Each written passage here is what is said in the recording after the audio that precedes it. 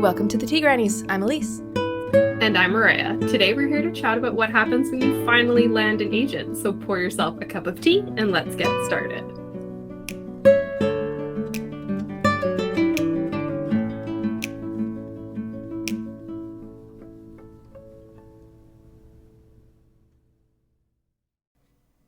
Chapter 1. Harper repressed a shiver as she stepped onto the cobbled street of the shambles. The hairs on her bare arms prickled despite the lingering summer warmth. She rubbed the back of her neck, casting a sideways glance at two men in long overcoats. They were leaning against the railing of St. Crux Church and talking in low voices. One of them returned her look, his eyes narrowed. His thumb tapped against the end of a black baton hanging from his waist. Harper bit her lip and turned away to study the window of the opposite shop. She rolled her shoulders, resisting the urge to check the reflection and see if he still watched her. Tourists and shoppers scurried around her. The old glass warped their reflections, lengthening faces, rippling bodies, as though Harper observed them through water. The crowd hurried past the two men, only slowing once they were under the twisted eaves of the shamble shops. Her gaze lingered on the two men again. No badges, no uniforms, but an air of threat so thick she could feel it smothering her. Queen's Guard. Squaring her shoulders, Harper turned away from the guardsman and resumed her walk through the shambles. The uneven paving made each footstep feel different as she wove through the milling crowds. Her sneakers curved over the cobbles in the center of the row, and each crack in the flagstone pavement grabbed at her toes. Sometimes it was tempting to close her eyes, to walk it blind and see if her soles would recognize the well-worn path. The further she progressed down the shambles, the further back in time she felt. The buildings leaned in closer, arching over the path, like lovers leaning in to kiss. Hanging baskets of flowers brightened the monochrome Tudor architecture. Warped wooden signs adorned the walls. Harper stooped to see through panes barely larger than her head. Each shop dazzled, selling everything from jewelry to paper, from antiques to modern art. So my overall comments on this were I loved all of the descriptions. I loved where the story seems to be going. I thought the setting was very vivid, and Harper is definitely hiding something. And I feel like the writer is building us up to a chase or a reveal, which I love. I think that's a good hook. My main suggestions are to pull out some of the unnecessary information and give us a little more plot. For example, I think the final paragraph should move to the second paragraph instead. It'll accomplish much of the same thing, but then there would be a space at the end of the page to give us a little more action or hints to the action that's coming that will keep the reader turning the page, which is what you got to do with your first page. Always, always, always. Always. Yeah, I'm with you on restructuring a bit, just to bring some setting in earlier on so that the reader can more quickly like envision themselves in the scene, because that's what I had the most trouble with starting out, was like, okay, I don't know where we are, and then we're looking at two men, and then there's a church, but I didn't have an idea of where the character was standing as that all unfolded, so I felt a little bit unanchored, disjointed, unmoored. What's the word I want? It doesn't matter. I like unmoored. I think that's a good word. I should have said that first. I would have sounded very cool.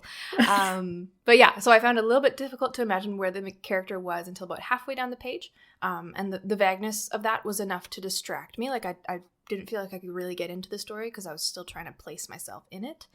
That said, I adored the description of her walking, of the faces rippling in the grass. That was beautiful. Oh yeah, that was so good. The feeling of the cobblestones under her feet, I thought that was really vivid, really well done. And everything became more and more vivid as the scene went on. So then, like, amidst all of that, the introduction or delivery of the Queen's Guard detail provided this perfect like beat of tension of, oh no, something's off here. Either she's hiding something, she's on the run, or she's nervous about these people because of whatever it is, whether warranted or not. So I think either on this page or the next one, the one thing that's missing for me is something to signal for me what the tension is for. Like, is Harper avoiding these men for a specific reason? And I'm not saying that I need to know what that reason is in the next 1 or 2 pages. Just that you can have like an internal thought from the character of them being nervous about something for some reason, but without giving that away. I wish I could think of an example right now because that would make these thoughts a lot more clear. But I just some hint toward a greater conflict that we're not privy to yet to show the story moving in that direction. I think that's what I was missing. I didn't feel like this was going anywhere yet because I didn't have enough detail. But that said, doesn't necessarily need to be on this first page. It could be on the next one. I had a couple more specific comments. I just realized when you were talking that good. Yes, I put them further down. Do it. The part where the crowd hurried past the two men, only slowing once they were under the twisted eaves at the shambles shops. That whole paragraph read a little awkwardly to me, like the crowd hurries past the guards, which makes me think that they're making everyone nervous or there's something that's making them nervous. But I don't get it from the rest of the piece. I get the idea that Harper's the only one that's watching out for them. Something to watch there. And I felt like the shambles, like the reference to the shambles could be taken out in a few spots. Like it makes an appearance in almost every paragraph, but you've already established where she is and what the name is of the area that she's in. So I think that you could replace that with a bit more setting, like we said, or hints to why the guards are making her nervous, just something to push the story forward. Once, again, readers are smarter than you think. They're like, okay, we're in the shambles. We remember that now, and you can keep going. I did especially like some of the phrases, the part about her sneakers curved over the cobbles in the center of the row and each crack in the flagstone pavement grabbed at her toes. That was fantastic. Stunning. And I also loved the buildings leaned in closer, arching over the path like lovers leaning in to kiss. Like those phrases are so beautiful. Like I would continue reading this even if nothing happened on the next 3 pages, because I like the writing so much. So I just want to throw that in because I think I forgot to mention that in my overall comments. So. I think so, yeah. Yeah. Well done, basically. Yeah, this was a really punchy first page, and I think we would both be delighted to read more of it, for sure. I'm not ready to part with this setting and character just yet because I want to know what happens. I can see that the writing's really beautiful, like you said, and I think that'll be consistent throughout, and that'll just make the world come to life that much more. So now I'm really curious to know what's going to go on, but no synopsis, no summary for us. Not this time. Not this time.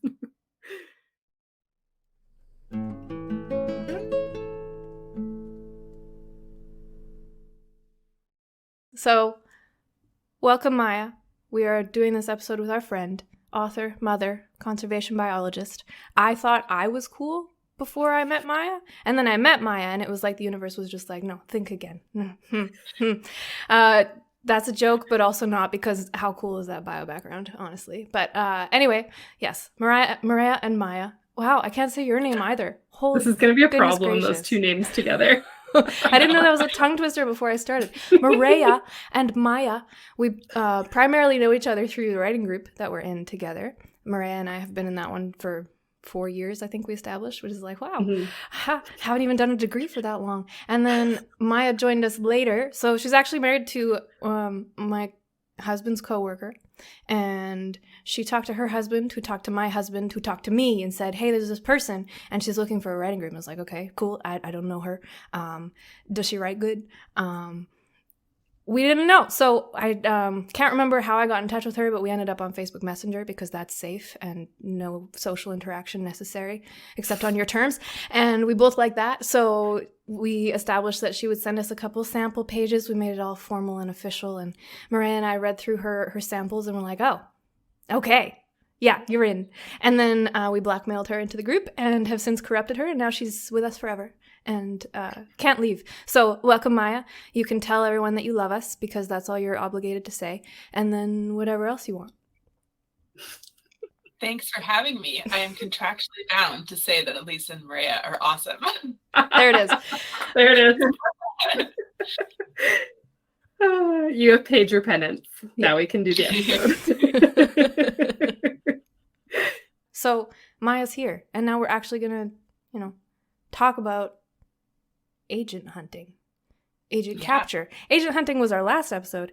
Agent capture is why we're here today, because Maja has taken the next marvelous step in the journey of being an author and landed an agent. I'm sure they like being talked about like fish. I'm so sorry to agents everywhere. I know, right? She has Sorry, I'm entered. just picturing all these agents in like a lake and like us casting constantly and like trying to get one. And they're like, blocking us with floaties. Yeah. No. Maja has entered a professional business relationship with an agent. There we go. They're better, human too. So we're going to start with kind of pre-agent world because that's where Maria and I still are. So this journey is fascinating to us. Anyways, I'm supposed to ask you, how long did you query for? How many agents did you query? All of the stats, basically, that you can remember. And if you can't, just go off on a tangent about one of them and we'll forget, so it's fine. Sounds good. I have been querying for like 8 years, and that's over like 3 different manuscripts. I mean, I've written like 7, but 3 of them were sort of worthy enough to try and send out.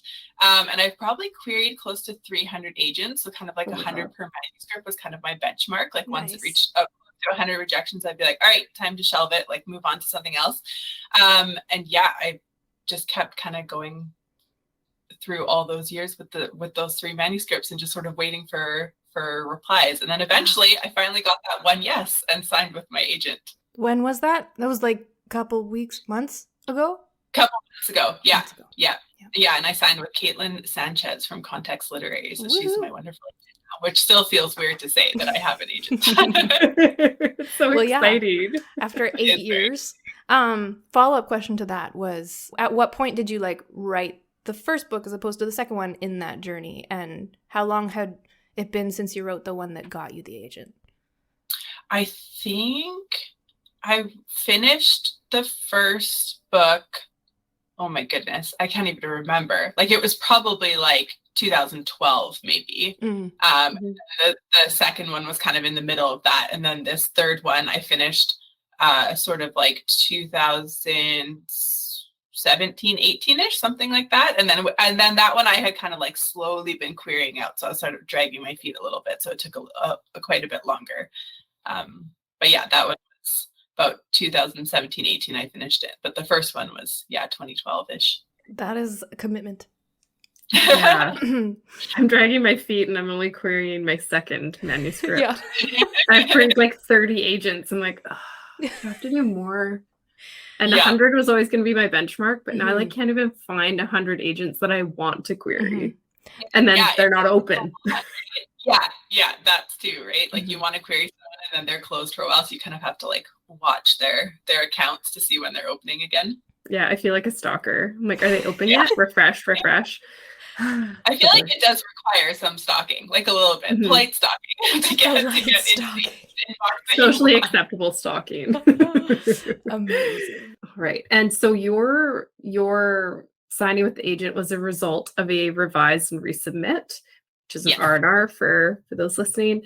So how long did it take? Like once you tell us about, like you queried her, she asked for a full manuscript, you sent it, and then she sent you the revise and resubmit. And like, did she give you a deadline? Like how long did it take you to do? Like, I know we beta read it for you when you got it back or before you sent it back to her, but I was curious about the actual timeline, like how long those R&Rs take.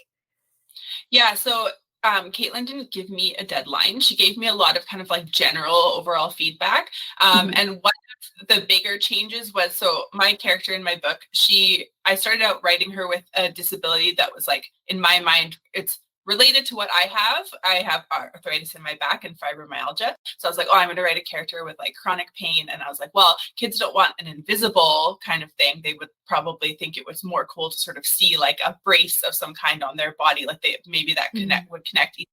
So, but my agent was like, well, it'd be nice if, we could have your character mirror more your personal experience. So that was kind of like a very specific change that she asked for. And then the other ones were kind of like these 2 characters that at the end sort of disappear and maybe like wrap that up a little better. So it kind of ranged from like very specific edits to kind of very general.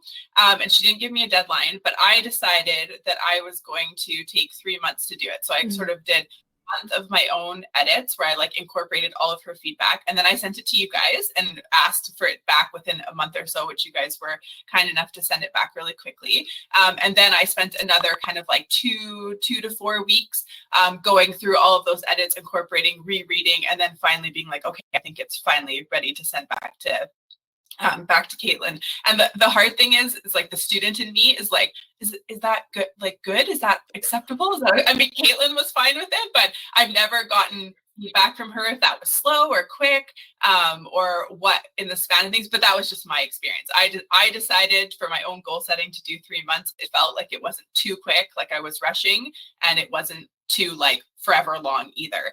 And my manuscript grade, so it's only about 36,000 words, so that's why a month was reasonable. Maybe if you're writing something that's a lot longer, it's going to take a lot longer just because you can't edit something longer that quickly. Yeah, and the overachiever in me would be like, I wonder if I could just stay up all night for a week and finish it and send it right back.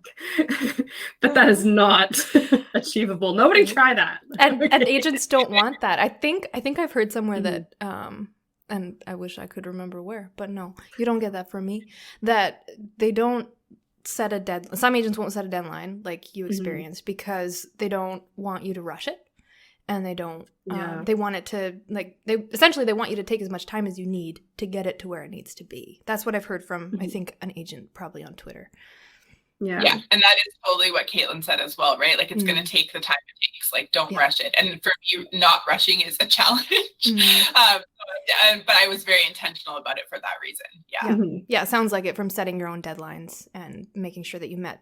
That's what I would have to do too. Otherwise, like, either I would pull an all-nighter and be an idiot, or it would never get done. Like, there's no in between. So yeah, that's pretty much me. I have to set deadlines. That's what we like our little 12-week plans, because otherwise things kind of just get put to the side and like forgotten about. Although I think if I had an R&R from an agent, I would be like prioritizing that for sure. Nothing but else not in everybody life would exist. Exactly. And not everyone works at the same pace. Like, some people can edit really quickly and some people take a long time. So I guess that's probably why they say they don't give you a deadline, because, you know, what if you gave a deadline of 3 months to someone who took like 4 years just to write the first draft? Like, they would just totally panic because they would need so much more time. So that makes sense. It's kind of nice to have that door open. You can go fix your manuscript up and you don't have to rush, and then you can send it off when it feels like perfect. Exactly. And I'll say, for context for listeners too, that my strength is editing compared to writing. Like, I like whine and moan and throw tantrums about the writing process, but editing is kind of where I'm most happy. So that was why it was reasonable for me as well. I'm missing out, although I haven't started editing my latest manuscript, even though it's been sitting there with 20 pages of Elise's comments for like months, and I asked her to get it back to me by a certain day, and then I haven't even touched it. Okay, but I did that to both of you with bug babies, so don't worry about it. We're all square now. I have not touched that manuscript since you both read it and sent me feedback within the timeline that I requested. So I'm the jerk. We want to read it again so bad. Well, no pressure. Now I've left enough time that you've probably forgotten, so when I send you for another beta read, you won't be mad at me. Yeah, it's gonna be like brand new. The hard part for me was last time I did a beta read for you. I did it, and then you took it back, and then you gave it back to me like a month later to check some stuff. Yeah, you. Elise. Yeah, that's. I was like, okay. So I was like, are you okay if I just check the flag spots, because I don't think I could read it again that soon. Yep. I'm on my third read through back to back to back. Don't do that to yourself. No, don't do that to your beta readers, because they'll hate you and never read for you again. That's fair. All right. So after the review of the resubmitted request, once you'd sent, like, you made your fixes, we had read it, you made your fixes for that and had it where you thought you wanted it, you sent it back to the agent. What did things look like from there? Like, what happened before? What was the timeline between that and your next response or your next task? What did it look like? So she asked me to make a few other changes, and in between all of these emails, it's always a little bit like, oh, you'll hear from me within 6 to 8 weeks, you'll hear from me within a couple months if it's a really busy time for her. So she'd always kind of let me know, like, when was an appropriate time to give her a nudge to be like, hey, where's this at? It was just like, after the revise and resubmit, it was about 4 weeks or so before she replied. And then we scheduled what she called a get to know you meeting online. So we had a video call together that she asked me some like general questions about myself and about my writing kind of aspirations and future career potentially. And then following that was more of a business meeting. And that was during that meeting was when she offered representation. The get to know you or the business one? The business one. During the business one, the separate question, Maja asked, did you scream? Yeah. More important question. Yeah. If I got offered rep, I'd like mute her for a sec and be like, 1 sec. And then unmute. Yes, that sounds great.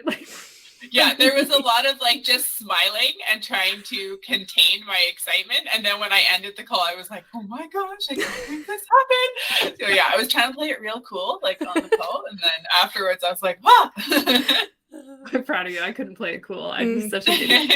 They'd be like, actually, I take it back. You are crazy. We don't want to.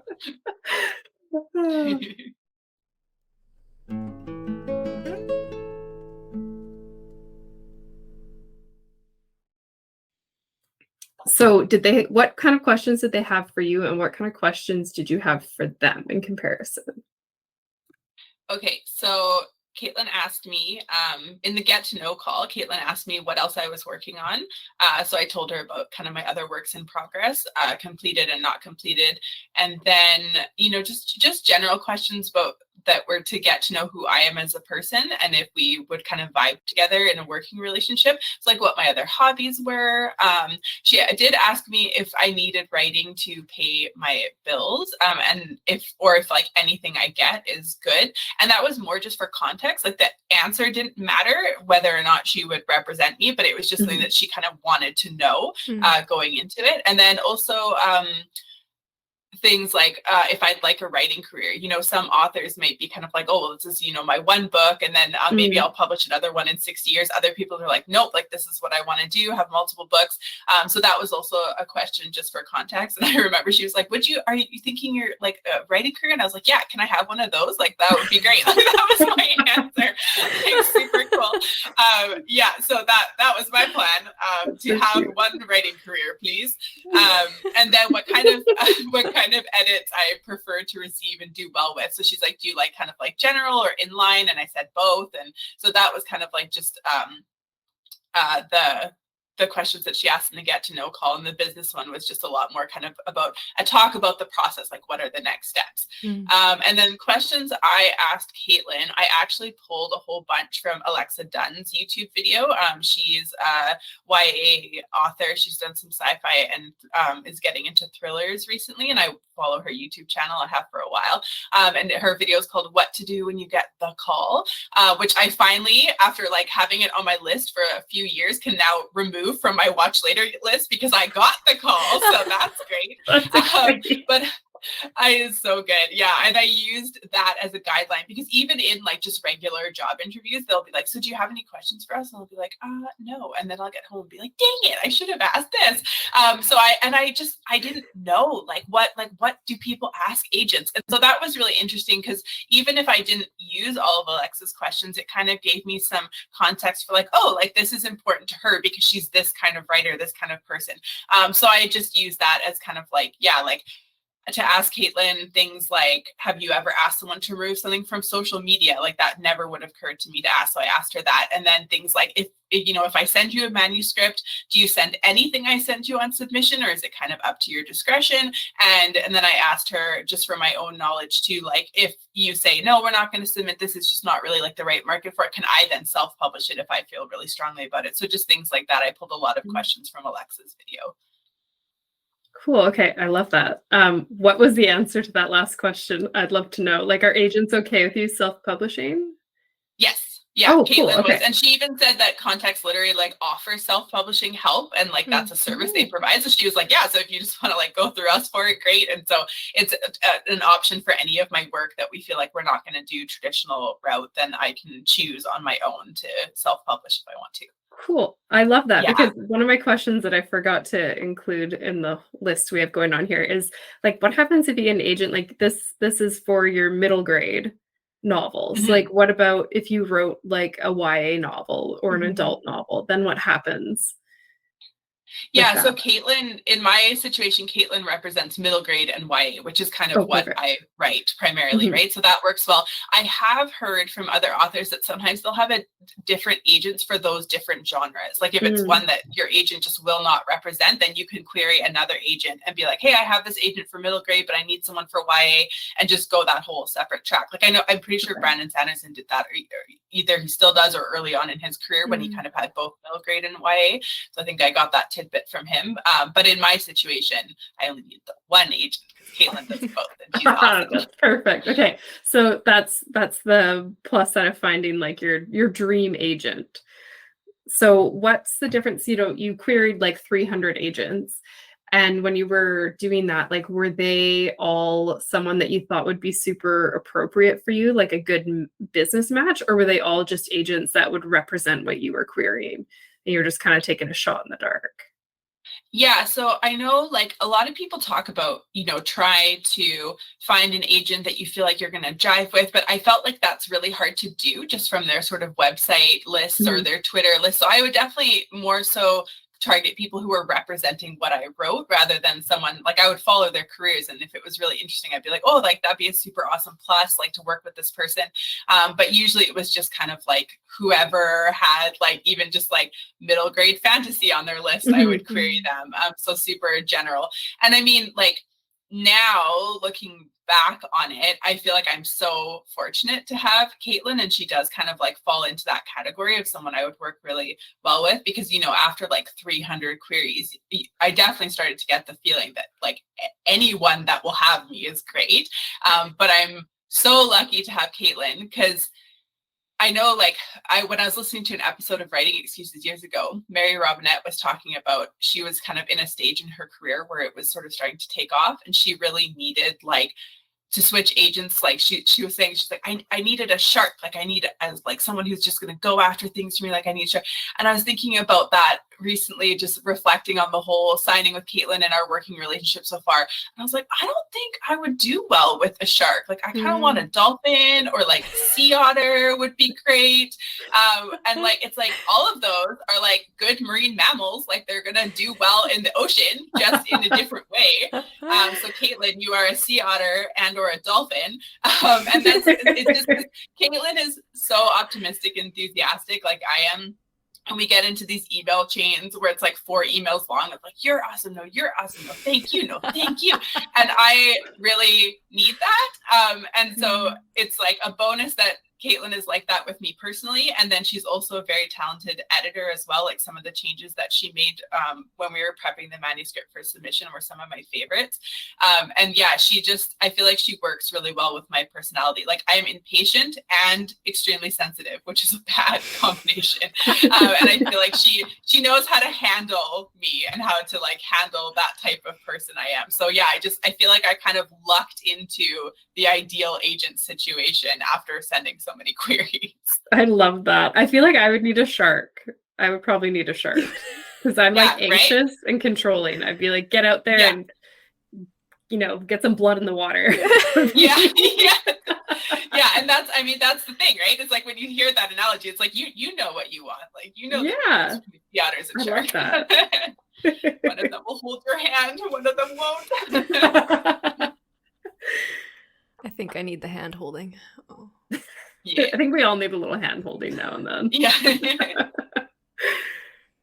I've kind of answered this already a little bit in the tangents we've gone on, but just for timeline clarity, because I think this will be helpful to some people. Once you revised, you resubmitted, things look good, you had those calls, you agreed to work together. What then were the next steps? Did you mentioned some editing before going on submission, so was that like another whole round? Were other people involved? Or did she prep you to go on submission somehow? And what was the process for that? Yeah, so Caitlin took a few weeks with the manuscript on her own. It was just her and I working on it. And she sent me edits that were things like, add a comma here, take a comma out, those kinds of like, I don't know if I guess at least you can say like copy edits, like more like detailed ones.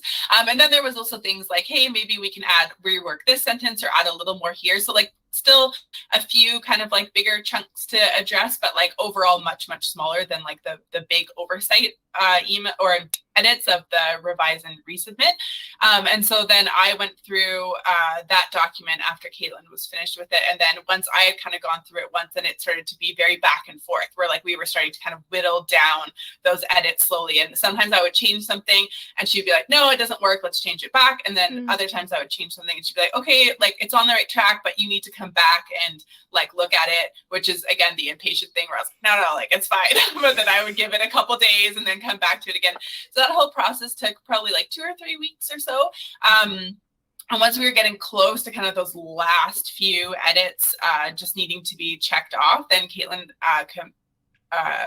made a submission letter. Like she completed a submission document that kind of looks very similar to a query. Like she sort of introduced who I was and what the book is about, and all that kind of stuff. And then that was going to be the letter that we sent off to, or she sent off to editors once we were actually on submission. So that whole process took me like probably in total about a month, and then we were on submission, and that we're still on submission. So it's a lot like querying, where you send it out, Caitlin sends it out, and then you sit there and wait and listen and hopefully get feedback. And it's really hard not to refresh your email every 5 seconds. So that was kind of the thing that happened sort of immediately after, was we just jumped right into edits and getting it ready for submission. Okay, I love that. That was faster than I thought it would be. I thought you'd kind of hang out in like just nowhere land. Yeah, for like a few months before anything happened. Yeah, so that's nice to know. Caitlin is very quick. So that I think it could just be like specific to my agent. But yeah, it was she was just very excited to get going on it. We both were. So yeah, that was the first thing we did right after. So that was great. I love that. My question was about the publishing contract. So obviously don't disclose anything you're not supposed to disclose, but I was curious, like, did you feel the need to have a lawyer of your own look it over? Was it pretty straightforward? What did you think about it?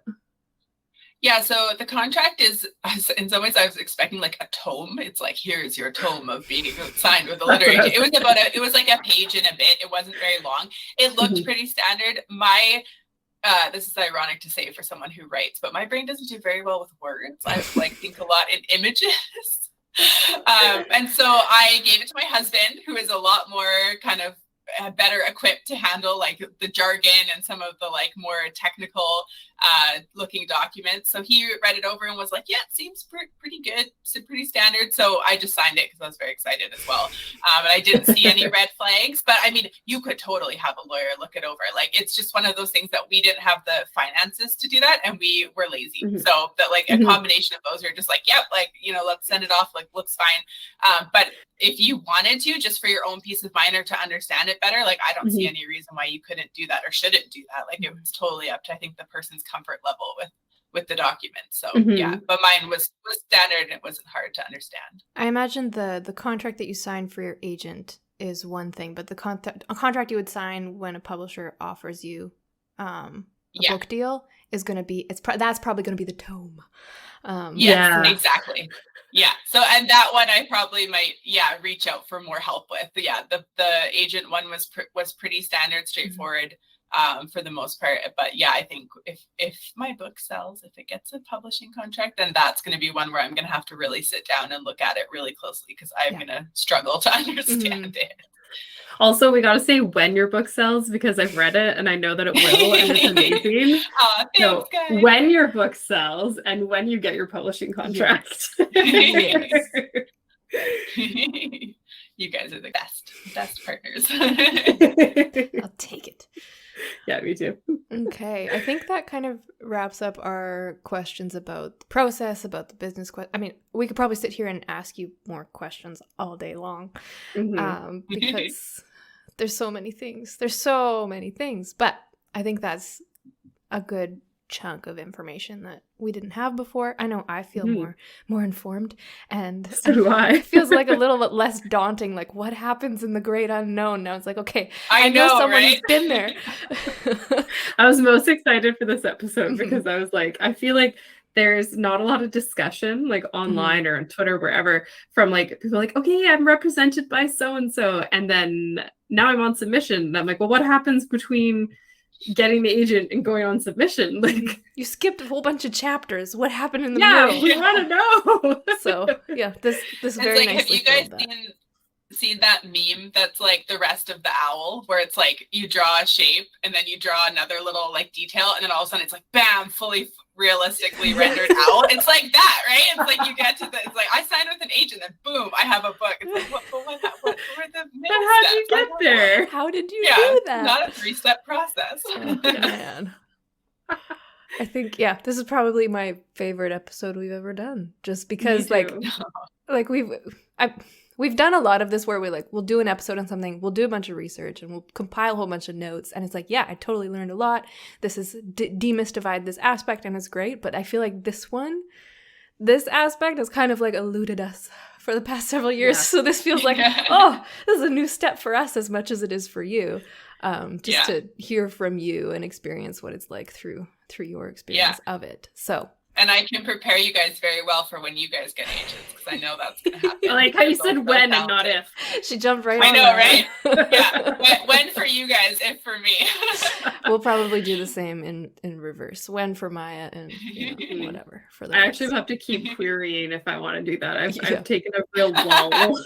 It's been like a 6-month lull because I just haven't felt like doing it. But it's hard, right? Like I did that too, where I just felt like, right now I just need to take a break for a little bit, and then I'll just keep going afterwards, right? Because it's hard to put yourself out there continuously, and it's hard to, kind of look for people who might be interested in your work, compile the query, send it off, like all that kind of stuff, right? So it's totally something that people sometimes need to do, right? It's just kind of take a breather for a bit. Yeah. And I think mental health break. That's healthy. Exactly. Yeah.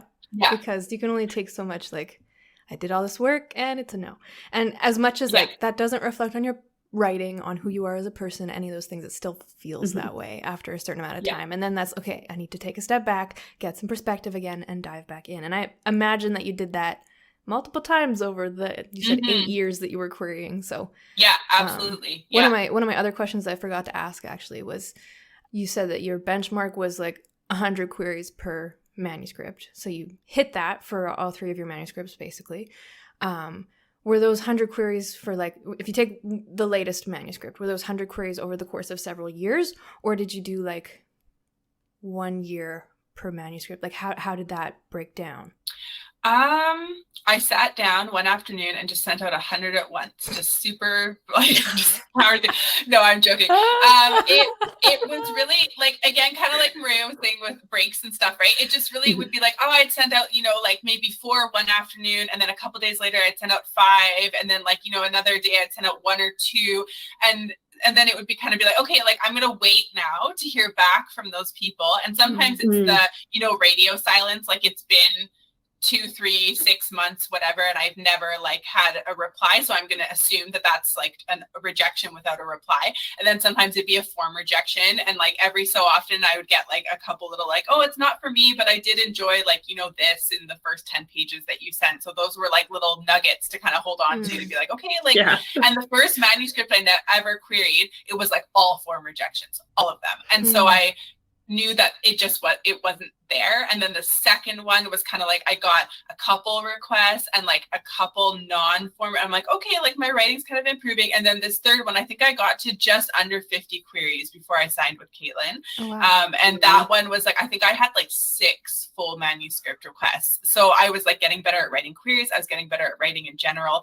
So it was all that kind of like, but yeah, it was very just kind of like, I think the first manuscript I ever sent out, I was probably querying for like maybe a year to 2 years, somewhere in that. It's a long time ago. I can't remember. But I think for all of them, it was kind of like that, where I would send out a few. And then once I had kind of racked up maybe 10 or 15 rejections, I'd be like, okay, like now I'm going to try and do 10 or 15 more. And so it just kind of took the time it took depending on the reply rate. Yeah. Okay. That's making me feel more confident, because the manuscript that I need to edit would be my third one that I'm going to query. And maybe the third one is the lucky one. Right? Third time's the charm. Yeah. Third time's the charm. But we'll see about that. Yeah. And I guess our last question is, tell us what you're working on now and what your plans are kind of going forward. You guys know that I'm working on a YA superhero novel that I keep sending out for feedback in writers group. And it's about 5 people who go to a nerdy convention and gain superpowers of their characters that they're dressed up as. And one of the costumes goes bad and unleashes hatchlings on downtown Seattle. And so that's kind of like been like a fun project I've been working on. And so hopefully it goes somewhere. We'll kind of see. And my plan right now is to continue to freak out because I'm on submission, and every time I get an email or like, and I'm like, what? And sometimes I'll reload my Starbucks card and it'll email me. I'm like, is this an email from Kate? No, it's the Starbucks card. But like, you know this. Oh my gosh. Like, yeah. So that's my plan. It's like I live in a perpetual state of like listening to my phone ding. And then, yeah, like I just have other projects I want to finish, like the superhero one. I've got a couple other kind of works in progress. I just need to kind of get organized and get my butt in gear. And right now I'm kind of just focusing on the mom part of my life because it's summer vacation and my daughter's home for the summer off for a couple months. And then my son's only a year and a half, so he's always home with me. And so that makes things very, very busy and very, very full, but it's nice to have that time together. So yeah, that's my life right now. Wow.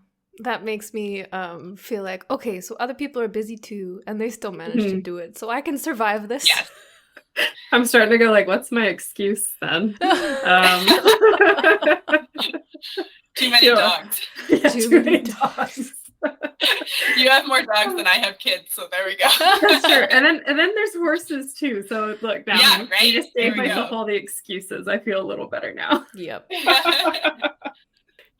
Well, thank you so much for coming on our show. We love having you in our writing group, and we chat with you all the time. But this is a special hangout for us, so we really appreciate it.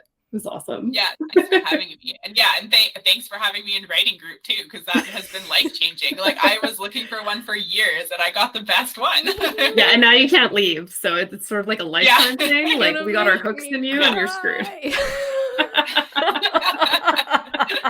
Elise is so You're cute. I'm over here with me, and I'm stuck with you. I love it. We're a big happy writing family. Yeah. All right, and that's the tea on signing with an agent. Don't forget to rate and review us wherever you get your podcasts. You can follow us on Instagram at the Tea Grannies Podcast and on Twitter at the Tea Grannies. We'll see you next time with our Q&A on traditional publishing with author Rob Sambord. Happy writing.